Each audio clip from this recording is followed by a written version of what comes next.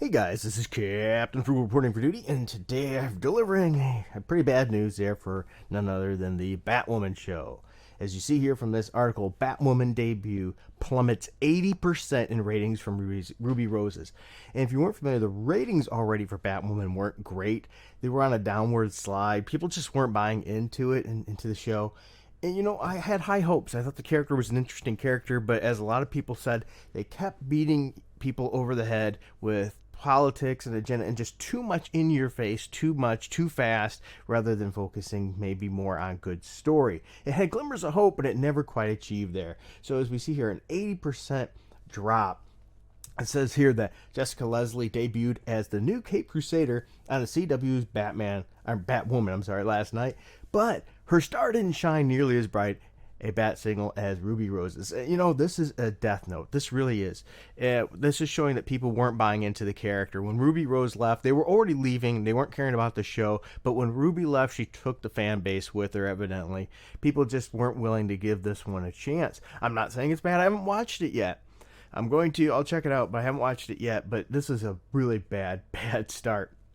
Now, Sunday primetime was dominated by Fox's Tampa Bay Buccaneers versus New Orleans Saints NFL Divisional Playoffs game, which ended just shy of 10 p.m. on the East Coast. Due to the nature of live sports, the below Nielsen numbers for Fox should be considered a subject for adjustment. Now, that's true. There's a level there of people that are going to be watching the football game instead. But let's be honest here.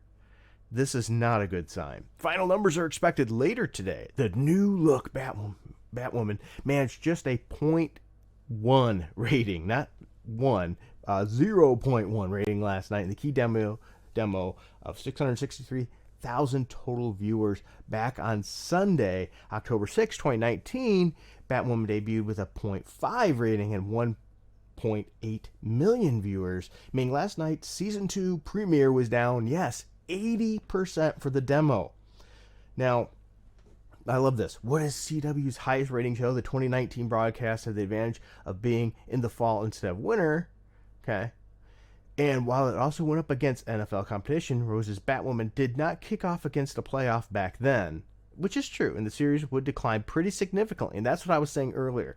What they didn't mention, right away is even with Ruby Rose, it was in massive decline. This show was not projected doing well if it kept going on that trend, and it probably would have. People just were jumping off. They weren't digging the show. It was too many misses. I think there was too much.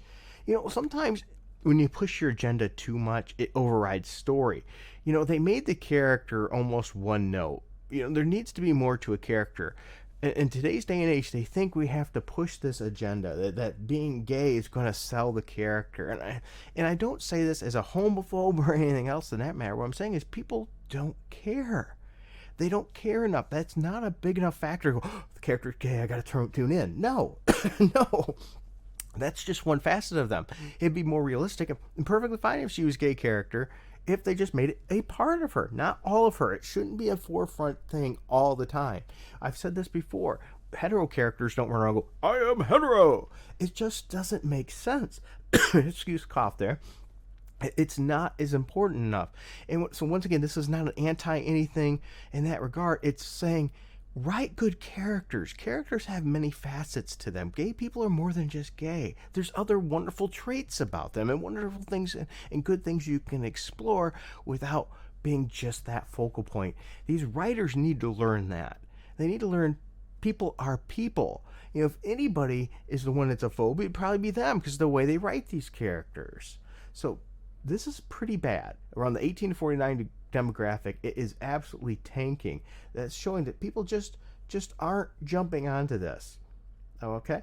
And so no matter how much they push it, and that's part of the problem, they've continued to push it and push it with, immense responsibility. It's not. Once again, it's not the color of your skin. It's not your sexual orientation. It's the character, the writing. Is the show good? And unfortunately, people just didn't buy into this. They didn't buy into the advertising pushed the way it was. And it looks like, well, if this continues, Batwoman should be on the cutting cutting room floor.